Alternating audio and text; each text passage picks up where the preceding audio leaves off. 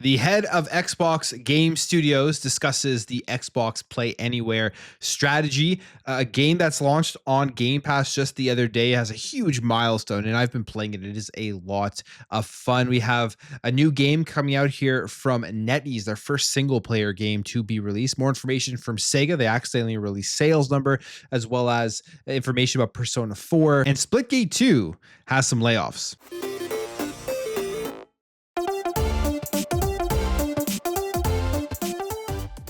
So one of the people we don't really hear too much, or we haven't heard a lot from recently when it comes to the Xbox strategy with Xbox Play Anywhere, is the actual head of Xbox Games Studios. As we know, he is newer in this role, coming from Rare to take over Xbox Game Studios with the shift in management and the extra positions that were added after the purchase of Activision Blizzard. And that is Craig Duncan. And obviously the big thing now with Xbox, we're seeing them expand out to tons of devices. We're seeing more Xbox branded devices. From the video we talked about yesterday, we should be getting an announcement for an Xbox VR headset in collaboration with Meta, with the Meta Quest. That announcement should be coming this week and be on sale relatively soon. We saw the ROG Xbox Ally, which is an Xbox handheld that is going to have a brand new Xbox user interface and give you that console experience. That one I'm actually looking forward to see how good that handheld is.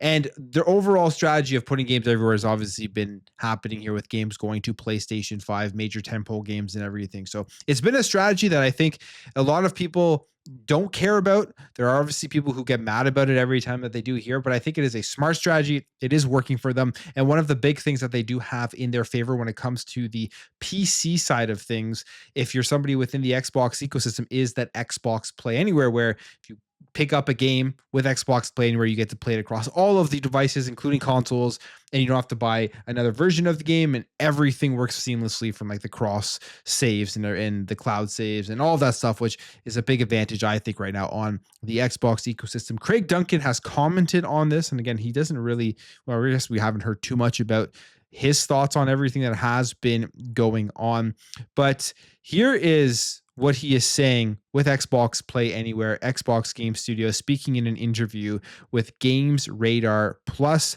indicates that Play Anywhere is more important than ever before, saying the Xbox business is pretty unique to the industry.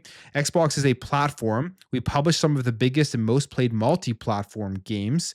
We have cloud gaming, Game Pass, and Xbox Play Anywhere. Our plan is to keep making amazing games and have them reach as many players as we can wherever they want to play. So that is obviously what we know that they are doing. And when they say here back in March that Xbox Play Anywhere had reached a new milestone with over 1,000 games supporting the feature, one of the things that I am noticing right now with Xbox Play Anywhere is that bigger titles that are new releases, a lot of them are actually having that feature put on, and specifically with certain publishers like Square Enix and Sega and Ubisoft. They're Play Anywhere, or they're at least having the stream your own game feature. So if you're in the Xbox Game Pass Ultimate subscription, you can stream it. It doesn't have to be in Game Pass, and you're still able to play it basically on any device. Those titles and those publishers are using it, and I wonder how many other big games and even indie developers are going to be using the Play Anywhere feature with Xbox, because to me it is a great selling point for a title, for the game itself, and obviously a major advantage for Xbox. I think if you put out a game and you say that it is Xbox Play Anywhere, or if you do have a PC and a console, you get the same game across both devices and all your saves and everything transfer. You'll have people that want to jump into those versions of the games over the other versions of the games. And maybe people who were thinking about not picking it up see that and they jump into playing it and picking it up faster than maybe waiting for a sale, because you're kind of getting a 2-for-1 deal here when you're getting both the console and the PC version. Craig Duncan also continues and talks about the number that has only grown in terms of Play Anywhere, with dozens of recent and upcoming games joining the lineup, saying, we want our game franchises to be as big as possible and making Xbox the best place to play these games, and our strategy of reaching as many players as we can anywhere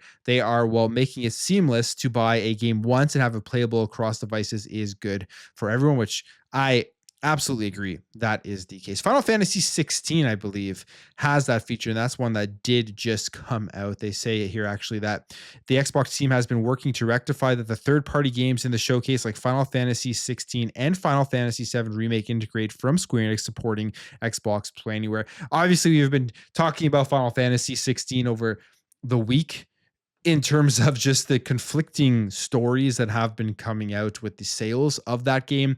Even if you go look right now, I went and checked, I think just last night, because I saw some comments on my videos of people saying that it wasn't true. But so I went and double checked. But Final Fantasy 16 is still in the Xbox top paid games across multiple regions, and specifically the biggest region, which would be the United States for Xbox. It is in still the top paid games. I think when I looked, it was sitting at number 10 or number 12. So I think that flies in the face of some of the numbers we did see of the 22,000 sales or so. Either way, the game is making good money on the Xbox store for Xbox. People are on Xbox are purchasing it. And I think Xbox Play Anywhere is a phenomenal feature for a game like that, because you get to play it on both platforms. If you have a higher powered PC, you get to check it out there, and then you can jump to your Series X when you want to sit back on the couch and enjoy the console experience. That is one of the main things that I like about consoles, is just the experience of where and how you're playing it. Sitting back on a couch on a big screen TV. Yes, you can. I know I've seen these comments in my videos previously, people kind of making fun of me for saying that. Of course, you can plug a desktop PC into your TV and everything, but they're big, they're bulky, and it's just, I don't know. I don't do that. I know there's some people that do, but for me, the console is what I use on my big screen TVs, and being able to jump between sitting at my desk here and playing games and on my console on my comfy couch is a huge selling point for me when it comes to the ecosystem and with Xbox Play Anywhere. So that's the future. They're going to continue to do that, and they're going to continue to, I think, partner with more companies out there and bring more devices that play these games, because I think the future of Xbox is basically one version of all games going forward. There isn't going to have to be a console version optimized for the console specifically, and then a PC version and all that. There's going to be one game. It's going to be running on Windows based devices, whether that is an Xbox console or a PC. And I think that will make things even easier for developers as well, which is another big point there, I think, for the Xbox ecosystem. One of the games that has dropped into Xbox Game Pass just recently, I've been playing a ton of it. It is a lot of fun. It's basically Rocket League, plays like Rocket League at least, but with soccer. And I like this better than Rocket League. I just never got too far into Rocket League, but this game I am getting into, and that is Rematch. And as soon as they showed this game off, I thought this game was going to be a hit, just simply because of the style of game it is. You can jump in and play games quickly. You can get highlight clips, and people are going to like that type of stuff. Well, it's already hit 1 million players on its first day. They did put this out here on their X account, saying that the game attracted 1 million players in 24 hours, specifically saying 1 million unique players in 24 hours. Seeing so many of you jump into Rematch on day one is incredible. The whole team is super grateful and already at work on fixing and improving the game. We are just getting started. So that is a great feat for them. There's definitely issues with this game. Like, one of the things that I'm running into right away, especially when you're jumping into quick match, is just people not passing, not playing as a team. And when you finally get into a quick match where everybody's working together and playing well together, it's a phenomenal experience. That's where you have the most amount of fun, where you're not just trying to score and get by everybody, because they designed this game that you definitely have to have strategy.